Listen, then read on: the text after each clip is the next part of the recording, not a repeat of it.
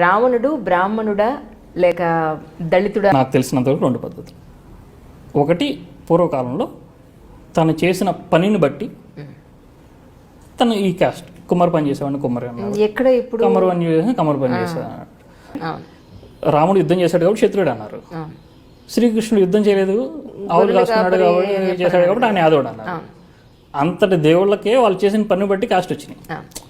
ఈ మధ్య మీరు నేను దేవుడి కన్నా గొప్ప వాళ్ళు అయిపోయాం, మనకు పుట్టుకతోనే వచ్చేస్తున్నాయి. దళిత్ అనే పదాన్ని మనుషుల్ని కలిపి మాట్లాడింది అప్రాక్సిమేట్లీ అరౌండ్ 19th centuryలోనే, అంటే 150 years, మ్యాక్సిమం 200 years. స్కూల్ స్టూడెంట్కి ఎక్కడ క్యాస్ట్ ఫీలింగ్ ఉండదు, అవును. కాలేజ్ స్టూడెంట్కి బాగా ఉంటుంది. ఎందుకని? స్కూల్ స్టూడెంట్కి ఓటు హక్కు లేదు, కాలేజ్ స్టూడెంట్కి ఓటు హక్కు ఉంది, అందుకని అంతే సింపుల్.